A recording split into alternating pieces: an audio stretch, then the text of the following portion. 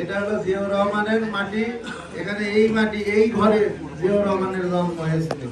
আমাদের নেতা আর শহীদ জিয়া আমাদের নেতা, ওনার পবিত্রতা রক্ষা করতে হবে।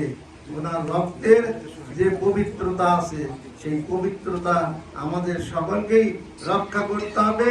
লালু ভাইয়ের কথা আমাদেরকে মাথায় তুলে রাখতে হবে, এটা মনে রাখতে হবে। সবাই করবেন তো ইনশাআল্লাহ? সবাই করবেন ইনশাআল্লাহ? ঠিক আছে।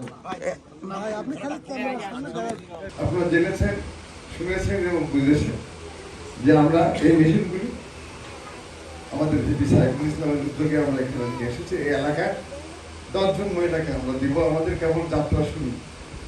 বিগত 16 বছর আমরা ছিলাম জেলখানায়, আমরা ছিলাম কোর্টে, আমরা ছিলাম থানায় এবং আমরা ছিলাম ওই চরম ভিতরে পানি যায় ডিপটিউবওয়েলের ঘরে ঘরে। এটা ছিল আমাদের ঠিকানা।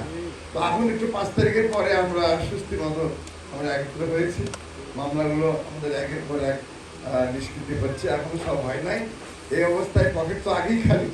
তো এই অবস্থার মধ্যে আমরা চেষ্টা করছি মানুষের পাশে দাঁড়ানো, কারণ এইটা হলো শহীদ জিয়ার রাজনীতি, খালেদা জিয়ার রাজনীতি, তারেক রহমানের রাজনীতি। যা আছে পকেটে অর্ধেক রেখে দাও, অর্ধেক মানুষের জন্য করো, এটাই হলো ওনাদের বক্তব্য। আমরা সেটাই করে যাচ্ছি।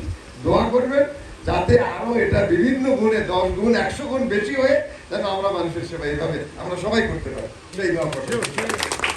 এটা আমাদের চাওয়ার মধ্যে আছে শহীদ জিয়ার নাজাদের জন্য দোয়া, এবং তার কনিষ্ঠ পুত্র আরাফাত রহমান প্রভু তিনি ইন্তেকাল করেছেন, তার জন্য দোয়া। দোয়া খালেদা জিয়া, উনি কিছুটা সুস্থ হলেও সম্পূর্ণ সুস্থ হন। আমরা চাই, দেশবাসী চাই যে তিনি আবারও একটু দেশ সেবা করুন। আল্লাহ যে কয়েকদিন হায়াতে বেঁচে রেখেছেন, সেই দোয়াটা আমরা করবো। আল্লাহ যেন তাকে দেশ মানুষ সেবা করার সুযোগ দেন। আর সর্বোপরি যে কথাটি, আমাদের প্রিয় নেতা, এই বাড়ির সন্তান, আমাদের গৌরব, বাংলাদেশের গৌরব, আমাদের দেশ নায়ক, এই বিএনপি ভারপ্রাপ্ত চেয়ারম্যান জনাব তারেক রহমান, তাকে আমরা আশা করব পুরো পরিবার সহ নিরাপদে উনি বাংলাদেশে আসবেন এবং থাকবেন। উনি রাজনীতি করবেন, মানুষের সেবা করবেন। মানুষ চাইলে উনি এই দেশের প্রধানমন্ত্রী হবেন, না চাইলে হবেন না, কিন্তু ওনাকে আসতে হবে এখানে নিরাপদে এবং সপরিবারে, এবং মানুষের সেবা করার তাকে সুযোগ দিতে হবে। আল্লাহর কাছে আমরা সেই দোয়া চাইবো এবং আশা করি আপনারা সেটা চাইবেন। তো আমার সর্বোপরি দোয়া করবেন আমাদের যারা নেতৃবৃন্দ আজকে এটার এই বিশেষ অনুষ্ঠান, বিশেষ উদ্যোগ যারা নিয়েছেন তাদের জন্য।